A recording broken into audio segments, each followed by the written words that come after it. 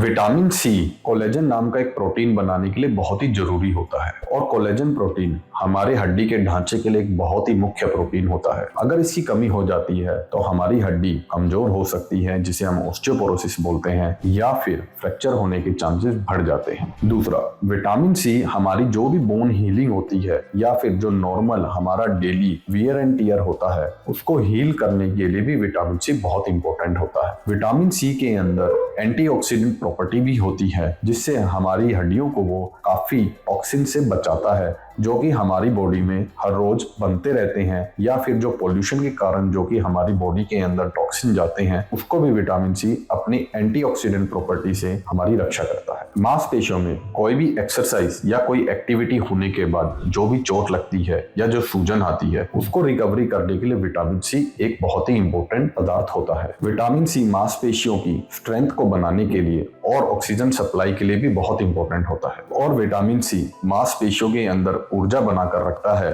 और थकान में कमी करता है। विटामिन सी हमें ज्यादातर फलों में और सब्जियों में मिलता है। फल जैसे कि कोई भी खट्टे फल होते हैं जैसे कि नींबू, संतरा, मौसम्बी, और सब्जियां जैसे कि ब्रोकोली, शिमला मिर्च, पालक, टमाटर। कोई भी फ्रैक्चर होने के बाद जो नई हड्डी बनती है उससे पहले वहां पर कोलेजन प्रोटीन आता है। उस कोलेजन प्रोटीन के लिए भी विटामिन सी का बहुत ही इंपॉर्टेंस होता है। तो इसका मतलब कोई भी फ्रैक्चर यूनियन होता है वहां पर भी हमें विटामिन सी की जरूरत होती है। अगर कोई भी टेंडिनाइटिस होता है, जैसे कि कोई भी मसल जब हड्डी के साथ अटैच होती है तो उस एरिया को हम टेंडन बोलते हैं। उस टेंडन के अंदर जब भी कोई सूजन आ जाती है कोई ओवर यूज करने की वजह से, तो हम उसे टेंडिनाइटिस बोलते हैं। जैसे कि बहुत ही कॉमन एक कुछ बीमारियां होंगी, जैसे आपने सुनी होंगी टेनिस एल्बो, प्लांटर फेशियाइटिस या फिर रेट्रोकैल्किनियल बर्साइटिस। उनकी हीलिंग के लिए भी विटामिन सी बहुत इंपॉर्टेंट होता है, क्योंकि वहां पर कोलेजन टिश्यू का बनना भी बहुत इंपॉर्टेंट होता है। जो बुजुर्ग लोगों को आर्थराइटिस हो जाता है वो हड्डियों के ऊपर एक कैप होती है कार्टिलेज नाम की, उसके डैमेज की वजह से होता है। तो उस कार्टिलेज की हीलिंग के लिए भी हमें कोलेजन प्रोटीन की जरूरत होती है। उस कोलेजन प्रोटीन के बनने के लिए वहां पर भी हमें विटामिन सी की जरूरत होती है। तो जो आर्थराइटिस होता है उससे बचने के लिए भी हमें विटामिन सी की जरूरत होती है। नॉर्मल एडल्ट लोगों में जो इसकी रिक्वायरमेंट रहती है डेली के लिए 60 से 65 मिलीग्राम की रहती है। फिर भी कुछ लोगों को ड्यूरिंग कोई